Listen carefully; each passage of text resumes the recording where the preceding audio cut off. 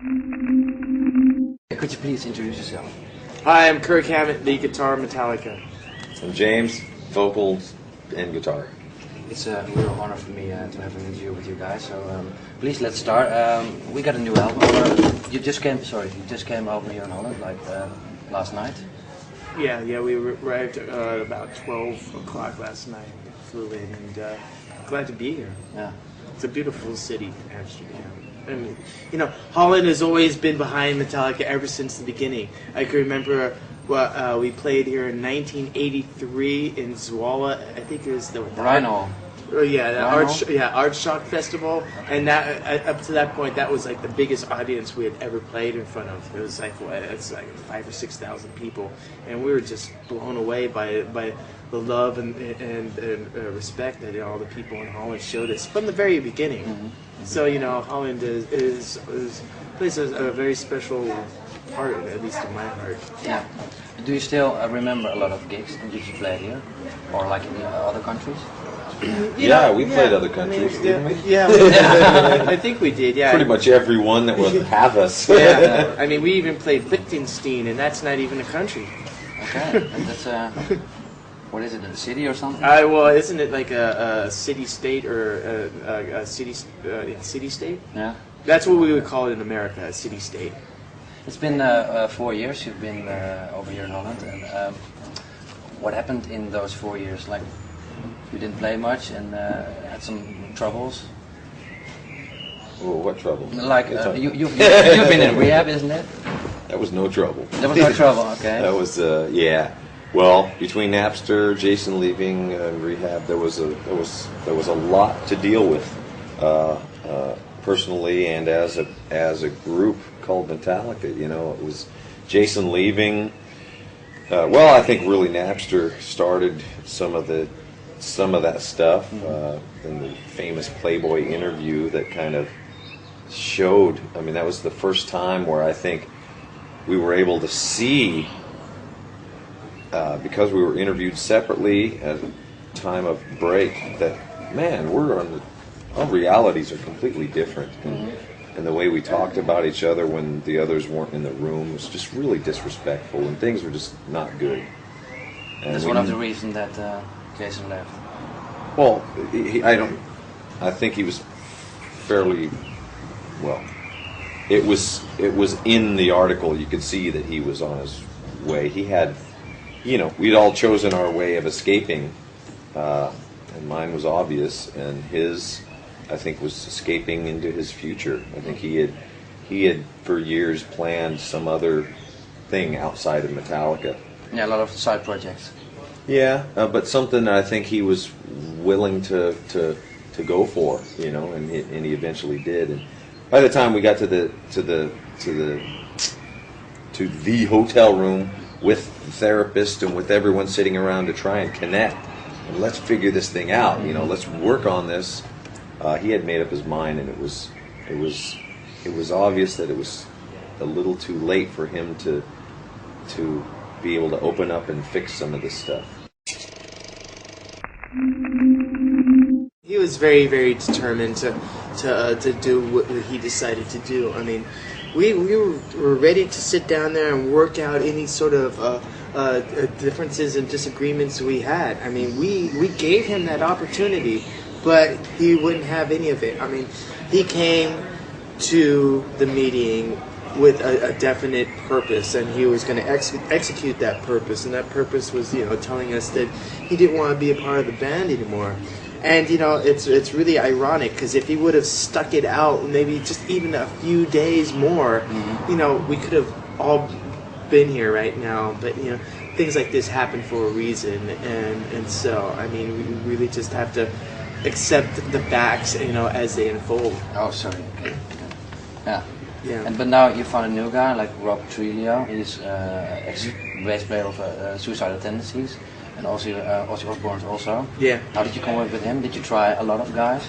Well, we might have tried maybe 5 or 6 guys. I mean, we didn't really have a lot of prospects. I mean, we had a very, very short list, you know, and it was based more on you know, people who we we knew, who were friends of ours, and Rob was someone that we didn't really know that much, but we kind of, well, at least I kind of instinctually knew, he had the groove or something. he had the sound, but the missing bit of information was, how was he as a person? I mean, we really didn't know him that well. We weren't really aware of what type of personality he was, and I kind of I took the time to go surfing with him at one point, just to get to know him. And once I hung out with him for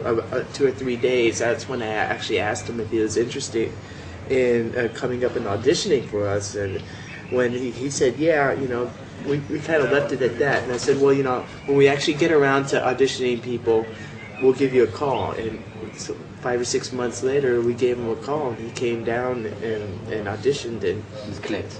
Well, it kind of clicked the first time, but the second time around, it really, I felt, it really fell into place. How was the surfing? The surfing was good that day, yeah. Actually, we surfed over 2 or 3 days, and it was good. Thank you. Did you try also try out some gigs with him already? Yeah, we've done some shows. Well, his first proper gig was in San Quentin. That was in prison, isn't it? Yeah. So that's something to tell his grandkids. Yeah. My first gig with Metallica was in prison. Yay! Yeah. And then we did 4 shows at the famous for us Fillmore West in San Francisco, and there, it holds about 1,000 people, and it was really cool playing a set list of old things. Getting Rob tuned in to some of the older stuff. Yeah. And how's Rob, he doing that? He's doing awesome. And I hope that he's able to speak up and say that, hey, slow down, I need help or something. But he's a pro, and he loves the challenge, and he steps up to the challenge, and he's had to learn like 40 songs besides all the new stuff, and he's done an awesome job, and seeing him on stage playing with him is so powerful. And he keeps telling me, just wait till I get dialed in. It's like, whoa, man, Whoa. Yeah. It might be like the last 5% that he needs to dial in, but for him to be at his peak performance, it's important to him like it is to us. It's great also watching this guy play. So. Yeah, he's a force on stage. I mean, at least watching him perform. I mean, he's really, really great at it, and it's inspiring for me, to see him on the other side of the stage doing his thing. Yeah. I mean, it really pushes myself, and I love that fact. He really steps up. I mean, we were doing songs at the Fillmore shows. We were doing songs that he learned maybe a couple hours before. I mean, that's how much he steps up. I mean, he's listening in the car on his way to the gig. And pretty much, okay, yeah. He has his headphones on, his CD player, and it's like we're going on stage in half an hour, 5 minutes really. And he's there, giving it one final listen and making sure that he knows all this, all the parts, and he's great. I mean, he's such a positive force, and at this point in the game, to have a positive force like him is just very welcomed. Talking about the new album, Saint Anger. When did you start writing for this new album? Well, we started writing that. It was a little over 2 years ago. Wasn't it maybe January of 2001? Something like that. Yeah, we went into a place called the Presidio, which is an old military stronghold in San Francisco. It's now not used for military anymore. We went in there, found a building that worked out great, moved all our gear in there, and that's what we wanted to do. We wanted to find a house but couldn't, so we went in there. You could pick your own place to write songs. Yeah, we wanted to not go in the studio again, the same old stale environment. Okay. We wanted to move on, make the rooms dictate how it sounded instead of us controlling it all. So go in and just use whatever was there and jam. So we started there, and that was soon after Jason was out of the picture, and on to his moving, trying to find his happiness, which we hope he does find. And then the rehab thing started. Boy, when did I go away? It was probably about, it was June. So it was, 6 months after we had started. So yeah, it was long. When you came out, you had some new ideas for the new music, or was it like not that I knew of? All of this, I had not brought a guitar. I had not thought about music. I really wanted to unplug from that and worked on me. And it was like the first time in my life that the band came second. And it was scary, but it was also, it felt good. I could respect myself in that manner. Yeah. So coming back, I mean, there was plenty of material. After lyric-wise also. Oh yeah. Without really trying. Yeah. Just like the floodgates opened, and it was just flowing. I mean, and riffs too. There was no lack of just inspiration in that. Well, in this place we call HQ now, headquarters. Before all the troubles had started, we had bought a building. It was our old rehearsal place, which I think helped ground us through all of the rough, troubling times.